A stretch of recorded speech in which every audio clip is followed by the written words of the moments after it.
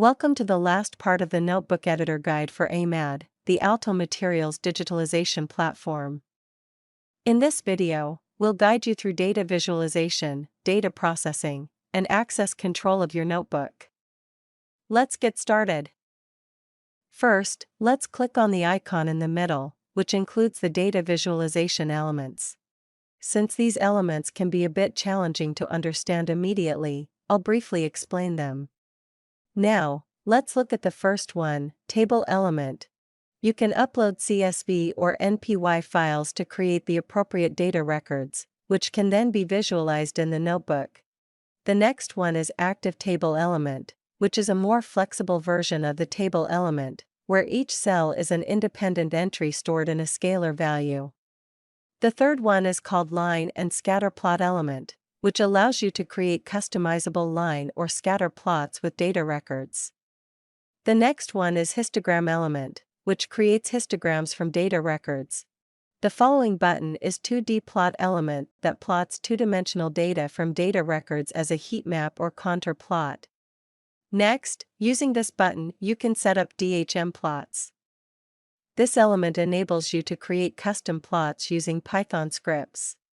The next one visualizes nuclear magnetic resonance data records in the notebook with options to customize.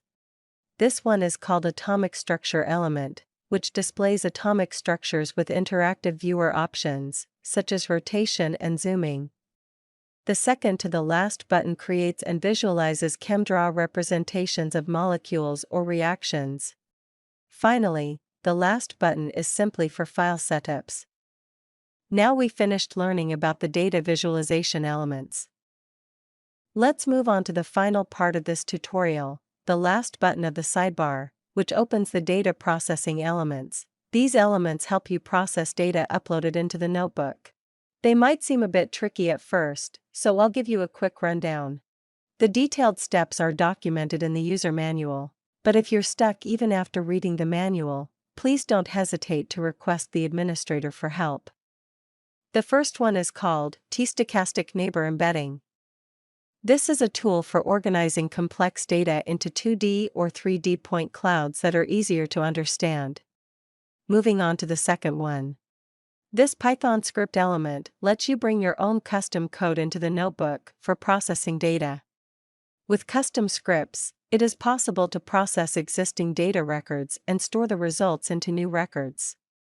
The last element is called Scanning Probe Microscopy, which enables the import of image data from scanning probe microscopes and performs basic slope removal operations. Before we close, let's quickly take a look at Notebook Access Control under the Readers section above the Abstract area. When you click this, you can change permissions for other users and groups. Also, in the Publish tab, you can set the notebook to public or private. Now we've covered all the elements of Notebook Editor. If you have any questions, please refer to our user manual or contact the AMAD team at amad@alto.fi for support.